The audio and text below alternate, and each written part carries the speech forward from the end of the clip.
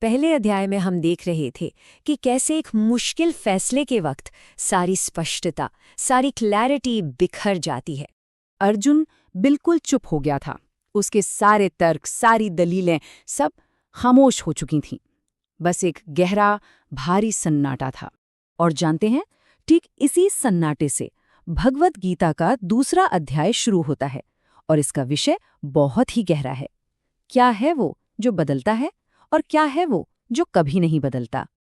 अब इतने समय बाद पहली बार कृष्ण बोलते हैं, पर एक बात पर गौर कीजिए, वो युद्ध के बारे में कुछ नहीं कहते, कोई स्ट्रैटेजी नहीं बताते, कोई फौरी समाधान नहीं देते, बल्कि वो एक ऐसा बुनियादी सवाल पूछते हैं जो पूरी बातचीत का रुख ही मोड़ देता है। वो अर्जुन से पूछते हैं, तुम हो कौन? और इसी सवाल के जवाब में कृष्ण अपनी पहली सीख देते हैं। ये सीख है हमारे शरीर की यात्रा के बारे में। वो कहते हैं, देहिनोऽस्मिन् यथा देहे कौमारम यौवनम जरा तथा देहांतर प्राप्तिर धीरस्तत्र न मुह्यति। ये भगवद गीता के दूसरे अध्याय का 13वां श्लोक है। इसका मतलब बहुत ही सरल और गहरा है। कृष्ण कहते हैं, सोचो जैसे इस शरीर के अंदर रहने वाला यानी हम बचपन से जवानी और फिर बुढ़ापे से गुजरता है, हमारा शरीर बदलता रहता है ना? वो कहते हैं ठीक उसी तरह मृत्यु भी बस एक और बदलाव ही तो है।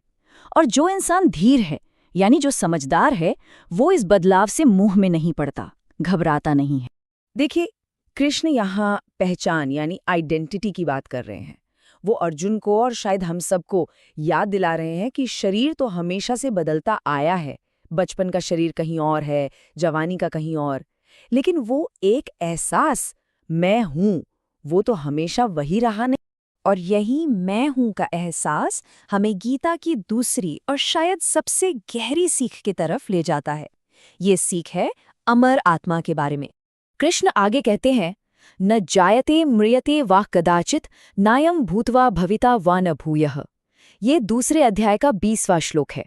इसका मतलब है कि आत्मा न तो कभी पैदा होती है और न ही कभी मरती है।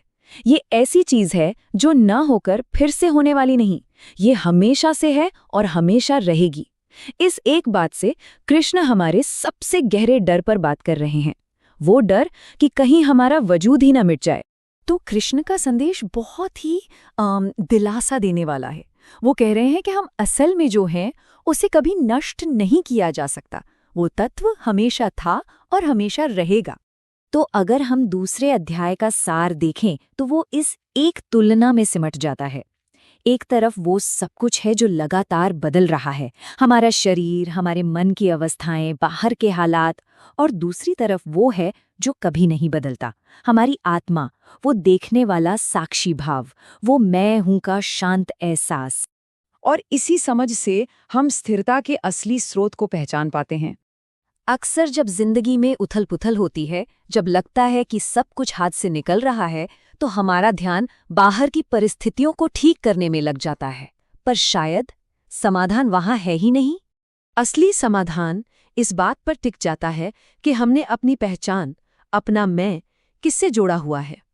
क्या हमने अपनी पहचान उन चीजों से जोड़ी है जो लहरों की तरह बदलती रहती हैं, या उस तत्व से जो कभी नहीं बदलता?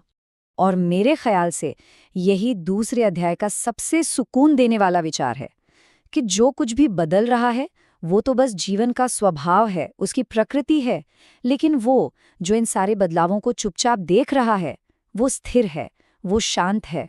अब ये सब समझने के बाद अर्जुन के मन में एक बहुत ही प्रैक्टिकल, एक व्यावहारिक सवाल उठता है, और यही सवाल हमें अगले अध्याय की तरफ ले जाएगा।